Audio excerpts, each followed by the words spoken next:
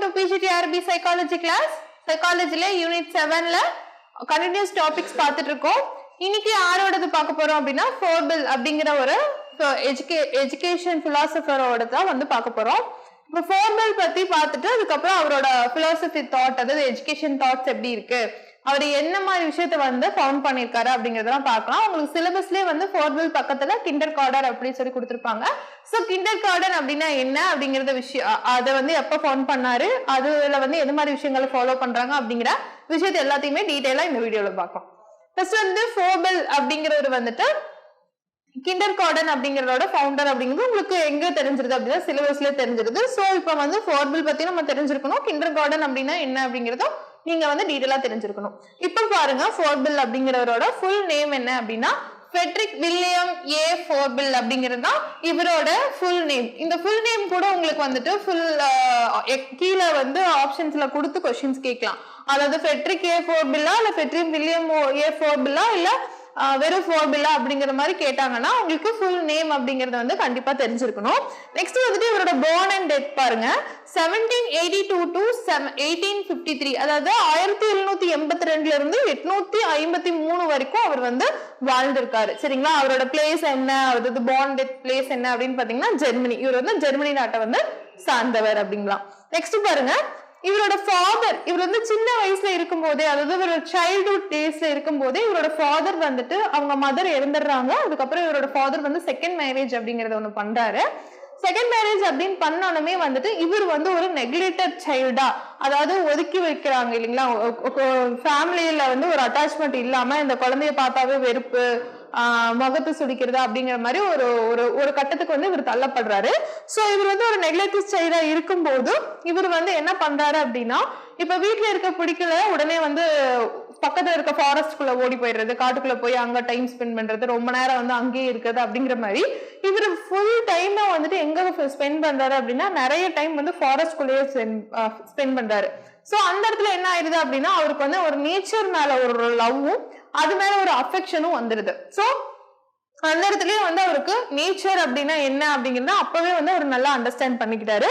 Next பாருங்க, இவர் வந்து ஒரு 10 வயசா இருக்கும்போது அவரோட அங்கிள் வந்து என்ன பண்றாரு அப்படின்னா இவர் வந்து ஸ்கூல்ல சேர்த்தி விடுறாரு. பட் இவருக்கு வந்து அந்த ஸ்கூல் எஜுகேஷன் அப்படிங்கிறது வந்து பிடிக்கல. என்ன இது இப்படி ஒரு மாதிரி ஒரு மெட்டீரியல் மாதிரி, ஒரு மெட்டீரியலிஸ்டிக் லைஃப்னு சொல்லுவோம்ல நம்ம, அது மாதிரி வந்து இருக்கு. சோ எனக்கு வந்து அந்த லைஃப் பிடிக்கல அப்படிங்கிறதுக்காக அவர் அந்த ஸ்கூல்ல வந்து டிஸ்கன்டினியூ பண்ணிட்டு வந்துடுறாரு.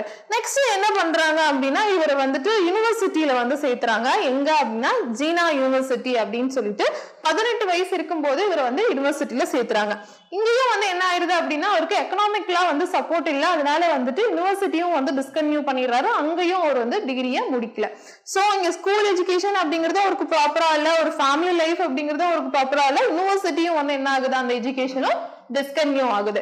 இப்படி ஒரு மென்டல் ஸ்டேஜ்ல இருக்கிறவர் ஒரு 20 வயசுல என்ன யோசிக்கிறாரு அப்படின்னா, நான் வந்து ஒரு பிகம் டீச்சர் ஆகலாம், ஒரு டீச்சர் ப்ரொஃபஷனலை வந்து நான் வந்து சூஸ் பண்ணலாம் அப்படிங்கிற ஒரு பிளானுக்கு வராரு.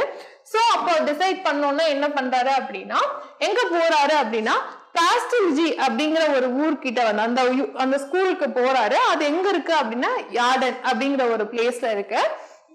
அங்க போயிட்டு என்ன பண்றாரு அப்படின்னா, நான் வந்து அதாவது சொல்லியும் கொடுக்குறாரு, as well as லேர்னும் பண்ணிக்கிறாரு. அதாவது அங்க எப்படி வந்து ஸ்டூடெண்ட்ஸை ஹேண்டில் பண்ணும், டீச்சர்ஸ்னா எப்படி அப்படிங்கிற மாதிரி எல்லா விஷயத்தையுமே அவர் லேர்ன் பண்ணிக்கிறாரு. பிளஸ் டீச்சும் பண்றாரு. ஓகேங்களா? ஒரு டீச்சராகவும் ஒர்க் பண்றாரு. ஒரு 2 இயர்ஸ் வந்து அங்க ஒர்க் பண்ணிட்டு நெக்ஸ்ட் எங்க போறாரு அப்படின்னா அங்க இருந்து லெஃப்ட் ஆகுறாரு. ஆடன்ல இருந்து லெஃப்ட் ஆயிட்டு மறுபடியும் அவர் என்ன ஓபன் பண்றாரு அப்படின்னா ஒரு ஸ்கூல் ஓபன் பண்றாரு. அதுவும் எப்படி இருக்கு அப்படின்னா காஸ்ட்ரோலஜியோட அந்த ஸ்ட்ராட்டஜி ஃபாலோ பண்ணி தான் இருக்கு. அது எங்க ஓபன் பண்றாரு அப்படின்னா ஹெல்யூ அப்படிங்கிற ஒரு பிளேஸ்ல வந்துட்டு ஓபன் பண்றாரு. பட் அந்த ஸ்கூல் வந்து ஃபர்ஸ்ட் ஓபன் பண்ண ஸ்கூல் வந்து ஃபெயில் ஆயிடுது. ஓகேங்களா? அதாவது தோல்வி விட்டுருது. நெக்ஸ்ட் என்ன பண்றாரு அப்படின்னா இவரு ஒரு ஃபேமஸான புக் வந்து ரோட் பண்றாரு. அந்த ஃபேமஸான புக் என்ன அப்படின்னு பாத்தீங்கன்னா எஜுகேஷன் ஆஃப் மேன் அப்படிங்கிற ஒரு புக் தான் வந்துட்டு ரொம்ப ஃபேமஸ். இந்த புக் எழுதுனதுக்கு அப்புறம் இவர் நல்லா வந்து ஃபேமஸ் ஆயிட்டாரு, எல்லாத்துக்கும் தெரியற மாதிரி ஒரு ஆள் ஆயிட்டாரு. அந்த புக் எப்ப எழுதுறாரு அப்படின்னா 1826ல வந்து எழுதுறாரு. நெக்ஸ்ட் வந்துட்டு அந்த புக் வந்து எப்படி ஆகுது அப்படின்னா கிரேட் நேமும் கிரேட் ஃபேமும் வந்து இவருக்கு கொடுக்குது. ஓகேங்களா, அதாவது புக் வந்து 1826 எழுதுறாரு. எஜுகேஷன் ஆஃப் மேன் அப்படிங்கிறது புக்கு பேரு. அந்த புக்கு வந்து எப்படி ஆகுது அப்படின்னா அவருக்கு வந்து ரொம்ப நல்ல பேரை வந்து ஏற்படுத்தி கொடுக்குது. நெக்ஸ்ட் பாருங்க, அதுக்கப்புறம் வந்து இவர் அந்த புக்குக்கு அப்புறம் என்ன பண்றாரு அப்படின்னா he opened a school for small children at the Blackburg அப்படிங்கிற ஒரு பிளேஸ்ல என்ன ஒரு நேம்ல வந்து ஸ்டார்ட் பண்றாரு அப்படின்னு பாத்தீங்கன்னா கிண்டர் கார்டன் அப்படிங்கிற ஒரு நேம்ல வந்து ஸ்டார்ட் பண்றாரு. கிண்டர் கார்டன் அப்படின்னா என்ன அப்படின்னா கார்டன் ஆஃப் கிட்ஸ் அப்படின்னு அர்த்தம். ஓகேங்களா, அதாவது இப்ப வந்து அவரை பத்தி பார்த்தோம், அவரோட ஃபேமிலி பேக்ரவுண்ட், நெக்ஸ்ட் வந்து அவரோட எஜுகேஷன் எப்படி இருந்துச்சு, அவரோட ஒர்க் எக்ஸ்பீரியன்ஸ் எப்படி இருந்துச்சு, அடுத்தது வந்து ஒரு ஸ்கூலை வந்து ஃபவுண்ட் பண்றாரு, அதாவது எஸ்டாப்ளிஷ் பண்றாரு. அந்த ஸ்கூலோட பேர் என்ன ஓபன் பண்றாரு. அந்த ஸ்கூலோட பேர் என்னன்னு பாத்தீங்கன்னா கிண்டர் கார்டன் அப்படின்ட்டு.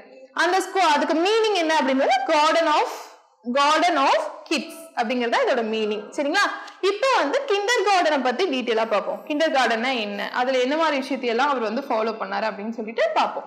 இப்ப பாருங்க, இந்த special school for Froebel, special school அதாவது ஒரு நல்ல ஒரு ஸ்பெஷல் ஸ்கூல் எப்போ ஓபன் பண்ணிருக்காரு அப்படின்னா 1843ல 1843ல இந்த ஸ்கூல் ஓபன் பண்ணிருக்காங்க. எதுக்காக அப்படின்னு பாத்தீங்க, எங்க அப்படின்னா பிளாங்க்பர்க், அது முன்னாடி பார்த்தோம்ல பிளாங்க்பர்க் அப்படிங்கிறது எதுக்காக அப்படின்னு சொன்னீங்கன்னா டு எஜுகேட்டட் டு சில்ட்ரன் அப்படின்னு சொல்லிட்டு கிண்டர் கார்டன்ல எஜுகேஷன் வந்து சில்ட்ரன்ஸுக்காக கொடுக்கறதுக்கு அதை வந்து ஓபன் பண்ணிருக்காரு. அதை வந்து என்னன்னு சொல்றாங்க அப்படின்னா கார்டன் ஆஃப் ஸ்மால் கிட்ஸ் அப்படின்னு சொல்றாங்க. இங்க நான் சொன்னேன் கார்டன் ஆஃப் கிட்ஸ், நீங்க வந்து கார்டன் ஆஃப் ஸ்மால் கிட்ஸ்ன்னு சொல்லி சொல்றாங்க. இதோட எஜுகேஷன் ஐடியாஸ் எப்படி இருக்கு அப்படின்னா பிராக்டிஸ் டு ஹிஸ் ஸ்கூல், அதாவது அந்த ஸ்கூல்ல வந்து ஃபுல்லாவே வந்து எஜுகேஷன் எப்படி பண்றாங்க அப்படின்னா பிராக்டிசஸ் மூலியமா, டூயிங் மூலியமா, பிளேயிங் மூலியமா வந்து அவங்களோட எஜுகேஷன் அப்படிங்கறது வந்துட்டு கொடுக்குறாங்க கிட்ஸுக்கு. நெக்ஸ்ட் வந்துட்டு இவர யார ஃபோர்பில் என்னன்னு சொல்றாங்க அப்படின்னா கிண்டர் கார்டனின் தந்தை அப்படிங்கிறாங்க. ஃபாதர் ஆஃப் கிண்டர் கார்டன் ஒரு கொஸ்டின் கேக்குறாங்க அப்படின்னா யாரு, ஃபோர்பில் தான் வந்துட்டு ஆன்சர். சோ ஃபோர்பில் அப்படிங்கிறது வந்துட்டு கிண்டர் கார்டனோட தந்தை அப்படின்னு சொல்றாங்க. நெக்ஸ்ட் வந்து ஃபோர்பில் என்ன வந்து கன்சல்ட் பண்றாரு, என்ன சொல்றாரு அப்படின்னா இங்க வந்து டீச்சர்ஸ் இருப்பாங்க இல்லைங்களா, கிண்டர் கார்டன்ல வந்து டீச்சர்ஸ் இருப்பாங்க இல்லைங்களா, அவங்க ஒரு ஸ்டூடெண்ட்ஸை மானிட்டர் பண்றதுக்கு, டீச் பண்றதுக்கு, அவங்களுக்கு வந்துட்டு கைட் பண்றதுக்கு வந்து டீச்சர்ஸ் இருப்பாங்களா, அந்த டீச்சர்ஸை வந்துட்டு இவர் என்ன சொல்றாரு அப்படின்னா தோட்டக்காரர் அப்படின்னு சொல்றாரு. அதாவது ஆசிரியரை தோட்டக்காரருக்கு ஒப்பிடுகிறார். அதாவது கார்டன் அப்படிங்கிறது வந்து ஒரு ஸ்கூலு, அங்க இருக்க கிட்ஸ் தான் வந்து அங்க இருக்க பிளான்ட்ஸ் அண்ட் ட்ரீஸ் மாதிரி. அந்த ஒரு கார்டன்ல அங்க இருக்க செடி கொடி மரங்களை அதை வந்து எப்படி வந்து உருவாக்கி, ஒரு தோட்டக்காரர் வந்து எப்படி உருவாக்கி அதை வந்து க்ரோ பண்ணி அது லாஸ்ட்ல வந்து பூவோ கனியோ வந்து கொடுக்குற லெவலுக்கு அவர் மாத்துறாரோ, அந்த தோட்டக்காரர் கூட யாரை கம்பேர் பண்றாங்க, இந்த கிண்டர் கார்டன்ல இருக்க டீச்சர்ஸை வந்து யார் கம்பேர் பண்றா, ஃபோர்பில் வந்து கம்பேர் பண்றாரு. சோ இந்த பாயிண்ட் இதுதான். நெக்ஸ்ட் பாருங்க, full and free opportunity to children to expressions to their self activities. அதாவது அங்க வந்து அவங்களுக்கு ஃபுல் ஃப்ரீடம் தான். அதுல வந்து அவங்களுக்கு வந்து நான் இதை பண்றேன் அதை பண்றேன்னு எந்த ஒரு இதுக்கு வந்தாலும் அவங்களுக்கு ஃபுல் ஃப்ரீடம் கொடுத்து அவங்களோட செல்ஃப் ஆக்டிவிட்டிஸ் என்ன அப்படிங்கறத ஃபர்ஸ்ட் வந்து எக்ஸ்பிரஸ் பண்ண வைக்கிறாங்க. நெக்ஸ்ட் வந்து எஜுகேட்டட் அப்படின்னா எது மூலியமா அவங்க எஜுகேஷன் ஆகுறாங்க அப்படின்னா self experience, observations and socialisation in the school. அதாவது ஸ்கூல்லனா அப்படியே ஒரு குரூப் இருப்பாங்க, பியர்ஸ் குரூப், அவங்களோட பியர் குரூப் இருப்பாங்க, அவங்களோட ஏஜ் டிஃபரன்ஸ் எல்லாமே இருப்பாங்க இல்லைங்களா. அங்க வந்துட்டு ஃபர்ஸ்ட் என்ன பண்றாங்க அப்படின்னா செல்ஃப் எக்ஸ்பீரியன்ஸ் ஆயிக்கிறாங்க. ரெண்டாவது எல்லாத்தையும் பார்த்தோம், இல்ல டீச்சரை பார்த்தோம், அந்த குரூப்பை பார்த்தோம், அப்சர்வேஷன் ஆகுறாங்க. ஒரு குரூப் கூட வந்து ஒரு கம்யூனிட்டி ஒரு விஷயத்தை எப்படி வந்து கன்வே பண்ணணும், ஒரு விஷயத்தை வந்து எப்படி டேக் பண்ணணும், கேரி பண்ணணும், ஒரு ப்ராப்ளம் எப்படி சால்வ் பண்ணணும் அப்படிங்கிற மாதிரி ஒரு குரூப்ல ஒரு சோசியாலஜியான ஐடியாஸ் வந்து அவங்களுக்குள்ள வருது. இது மாதிரிதான் வந்து அவங்க எஜுகேஷன் வந்து ஆகுறாங்க.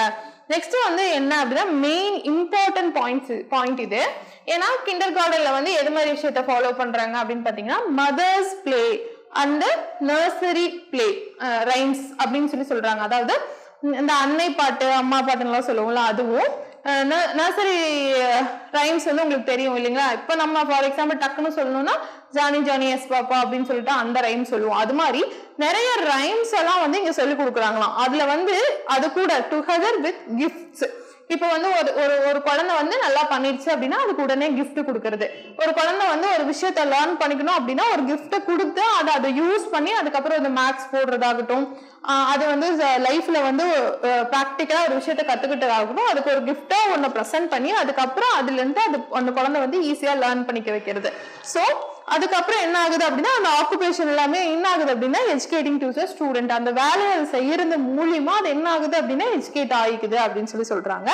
ரெண்டு வந்துட்டு இந்த ஸ்கீம், அதாவது இந்த கிஃப்ட் கொடுக்குற ஸ்கீம் இருக்கு இல்லைங்களா, அதுல வந்து எத்தனை கிஃப்ட்ஸ் கொடுக்குறாங்க, எவ்வளவு டைப்ஸ் ஆஃப் கிஃப்ட்ஸ் அப்படின்னு பாத்தீங்கன்னா 20 டைப்ஸ், 20 கிஃப்ட்ஸ் இருக்கும். அந்த 20 கிஃப்ட்ஸ் வந்து கேட்டகரிஸ் வைஸ் இருக்கும். அது ஒன்னுக்கும் அந்த குழந்தைக்கு என்ன நீடோ அதை பார்த்து அந்த டீச்சர்ஸ் வந்து கொடுக்கும்போது அதை பிராக்டிஸ் பண்ணும்போது அங்க வந்து அவங்களுக்கு யூஸ்ஃபுல்லா ஆகி அவங்க எஜுகேட்டும் ஆகுறாங்க.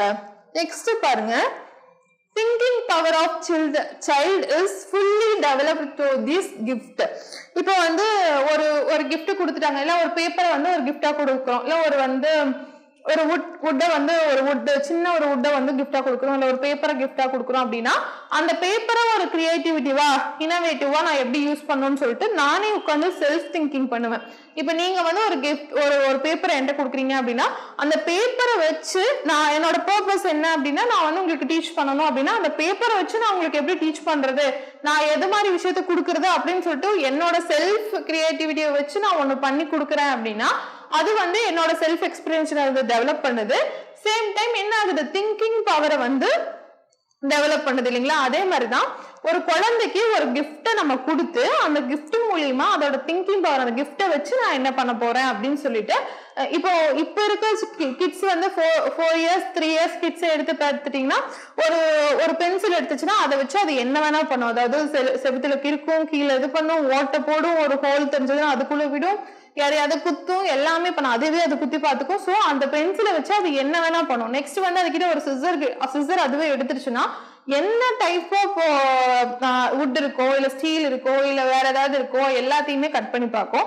லாஸ்ட்ல வந்து அதுகிட்ட வந்து அது கட் ஆகிற லெவல்ல ஒரு ஆப்ஜெக்ட் கிடைக்குது அப்படின்னா, அதாவது ஒரு பிளான்டோ ஒரு லீஃபோ இல்ல ஒரு பேப்பரோ கிடைக்குது அப்படின்னா அது கட் ஆச்சு அப்படின்னா அதோட எக்ஸ்பிரஸ் வெளிக்காட்டிட்டு எச்சா வந்து அந்த விஷயத்த அடுத்தடுத்து டூயிங் பண்ணிட்டே இருக்கும்போது அது அங்க வந்து என்ன லேர்ன் பண்ணிக்குது அப்படின்னா அந்த சிசர் மூலியமா பேப்பரு, சின்ன ஒரு லீஃப், ஒரு பிளான்ட்ல இருக்க ஒரு பிரான்ச், சின்ன பிரான்ச் அப்படிங்கிற மாதிரி விஷயத்த மட்டும் தான் கட் பண்ண முடியும்.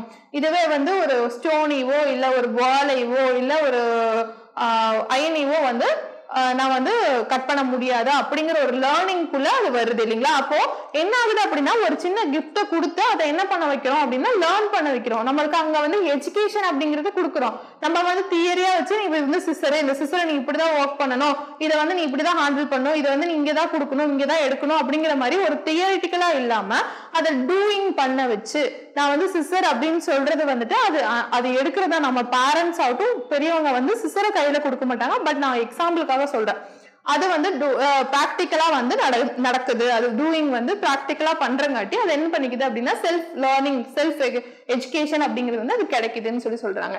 நெக்ஸ்ட் பாருங்க, அதான் ஆக்குபேஷனல் ஆக்டிவிட்டிஸ் அப்படின்னா அதான் நான் சொன்ன மாதிரி இப்போ வந்து ஒரு பேப்பர் எப்படி கட் பண்ணணும், வுட் கிராஃப்ட் எப்படி பண்றது, பிக்சர் டிராயிங் எப்படி பண்றது, கார்லேண்ட் எப்படி பண்றது, ஸ்விங்கிங் எப்படி பண்றது, டான்சிங், சிங்கிங் அப்படிங்கிற மாதிரி எல்லா விஷயத்தையும் வந்து அங்க டீச் பண்றாங்க. எங்க அப்படின்னா கிண்டர் கார்டன்ல.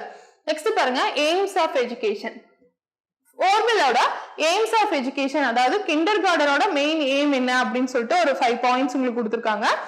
என்னன்னு பாத்தீங்கன்னா, man is originally good as nature but it is the environment that makes him bad. இப்போ இந்த பாயிண்ட்ல வந்துட்டு ஃபோர்பிள் கான்செப்டுக்குள்ளே போங்க. இப்ப அவரு வந்துட்டு நல்ல ஒரு பர்சனா தான் இருந்திருப்பாரு இது பை போன்ல வளரும் போது. இப்போ என்ன ஆகுது அப்படின்னா இப்ப அவங்க ஸ்டெப் மதரோ இல்ல அவங்க ஃபாதரோ அவரை நல்லா டேக் கேர் பண்ண விட்டுட்டு அவர் வந்து இன்னும் வந்து வேற ஏதாவது ஒரு கேங் கூட சேர்ந்தோ இல்ல அவரோட ஃப்ரெண்ட்ஸ் வந்து மோசமா இருந்தோ சேர்ந்தோ என்ன இருக்கும், சேர்ந்து போயிருந்தா என்ன இருக்கும், இது மாதிரி ஒரு எஜுகேட்டரோ இல்ல ஒரு பிலாசபரோ ஒரு தாட்ஸ் சொல்ற ஒரு ஆள் வந்து நம்மளுக்கு கிடைச்சிருக்க மாட்டாங்க இல்லைங்களா.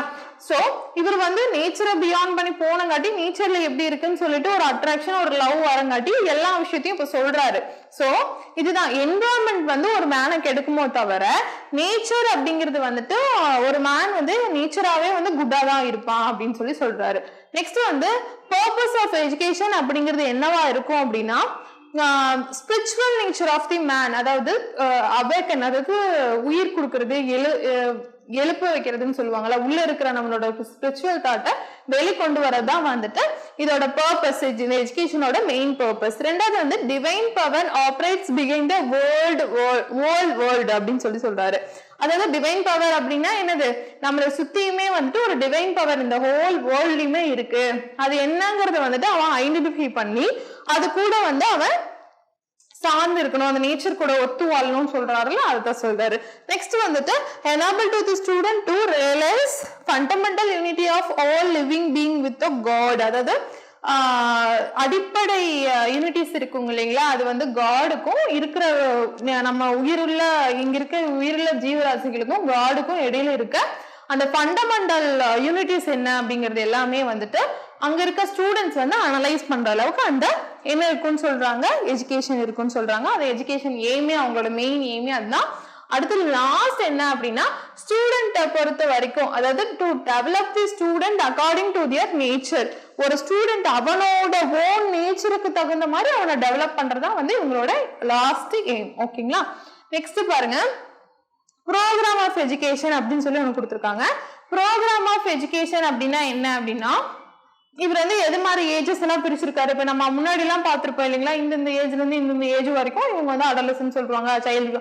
அது மாதிரி இவர் ஒரு 3 கேட்டகரி பிரிச்சிருக்காரு. என்ன அப்படின்னா இன்ஃபான்சி, சைல்ட்ஹுட், அடலசன்ஸ்.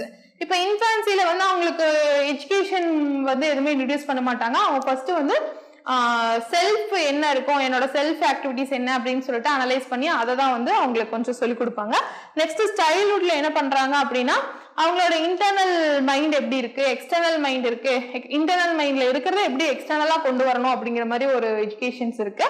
ரெண்டாவது வந்து அடலசன்ஸ்ல வந்து அவங்க எக்ஸ்டர்னலா இருக்கிறத எப்படி இன்டர்னலா கொண்டு வரது அப்படிங்கிற மாதிரியும், அதுக்குள்ள ஒரு குரூப்ல வந்து மிங்கிள் ஆகி ஒரு சொசைட்டில வந்து எப்படி இருக்கிறது அப்படிங்கிற மாதிரி ஸ்டெப் பை ஸ்டெப்ஸா வந்து சொல்லி கொடுக்குறாங்க. நெக்ஸ்ட் வந்து அவங்களோட கரிக்குலம்ஸ் எப்படி இருக்குன்னு பாருங்க. இதுதான் வந்து அவங்களோட curriculums: drawing, painting, garlanding, nature study. அதுக்கப்புறம் வந்து ஃபார்மல் சப்ஜெக்ட்ல வந்து என்னென்ன வருது அப்படின்னா ரிலிஜன் பத்தி சொல்றது, பிலாசபி பத்தி சொல்றது, நேச்சர் சயின்ஸை பத்தி சொல்றது, மேத்ஸ் அண்ட் லாங்குவேஜ் பத்தி எல்லாம் நிறைய லாங்குவேஜஸ் எல்லாம் சொல்லி கொடுக்கறதா வந்து அவங்க கரிக்குலம்ல இருக்கு. நெக்ஸ்ட் பாருங்க, methods of teaching. Methods of teaching அப்படின்னு பாத்துட்டீங்கன்னா ஃபார்மலோட மெத்தட்ஸ் ஆஃப் டீச்சிங் தான் இங்க வந்து கான்செப்ட் பண்றாங்க. அதாவது பிரின்சிபல் ஆஃப் செல்ஃப் ஆக்டிவிட்டிஸ். நம்ம இவ்வளவு நேரம் பார்த்ததுலயே உங்களுக்கு புரிஞ்சிருக்கும்.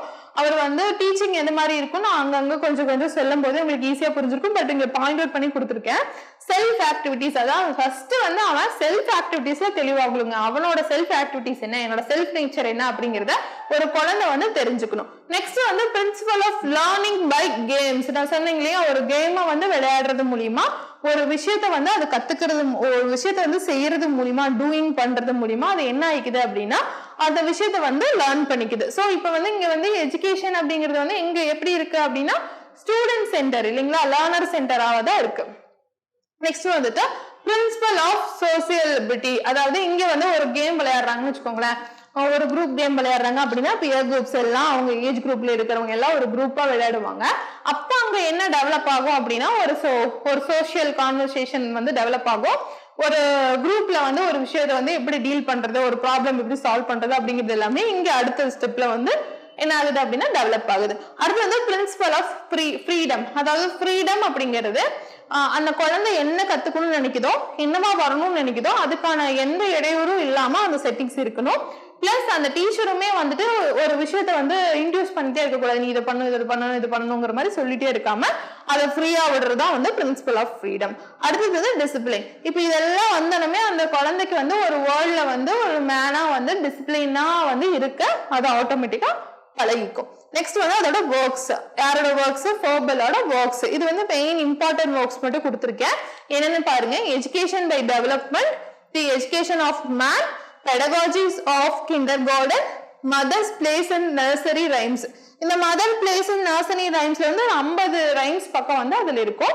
இது இப்போ வரைக்குமே உங்களுக்கு கிண்டர் கார்டன்ல இப்போ எல்லா பக்கமே கிண்டர் கார்டன்ஸ் ஃபாலோ பண்ணிட்டு இருக்காங்க. நீங்க பாத்தீங்கன்னா எல்லா பக்கமே கிண்டர் கார்டன் அப்படிங்கிற ஒரு ஸ்கீம் வந்து ஆரம்பிச்சுட்டாங்க. சோ நர்சரி ரைம்ஸ் எல்லாமே இங்க இருக்க இந்த புக்ல இருக்கிற நர்சரி ரைம்ஸ் எல்லாமே அங்க வந்து உங்களுக்கு பிரிஸ்கிரைபா கொடுத்து குழந்தைகளுக்கு வந்து பாட வைக்கிறாங்க. ஸோ இது எல்லாமே இவர் எழுதுனதுதான். ஸோ இப்போ வந்து ஃபோர்பெல்லோட கான்செப்ட் எல்லாம் உங்களுக்கு கிளியரா வந்து புரிஞ்சிருக்கும்னு நினைக்கிறேன். இது எல்லாமே நீங்க நோட்ல நோட் பண்ணி வச்சுட்டு ரிவிஷன் பண்ண ஆரம்பிச்சிருக்கேன். ஃபுல் யூனிட் டெஸ்ட் வரும்போது நீங்க ஈஸியா வந்து ஸ்கோர் பண்ணிக்கலாம். தேங்க்யூ. டிஎன்பிஎஸ்சி டெட் நியமன தேர்வு, PC, SI, TRB, agri, forest, railway போன்ற அனைத்து போட்டித் தேர்வுகளுக்கும் நேரடி மற்றும் ஆன்லைன் வகுப்புகள் ஆரம்பம். அனைத்து போட்டித் தேர்வுகளுக்கும் ஸ்டடி மெட்டீரியல் கிடைக்கும். நேரடி மற்றும் போஸ்டல் டெஸ்ட் பேட்ச் வசதியும் உண்டு. தொடர்புக்கு future vision study centre, Salem. Contact 9042030163. Future Vision Study Center, SKS Hospital Road, opposite to Hotel Lakshmi Prakash, near New Bus Stand, Salem. Cell 90420 30163.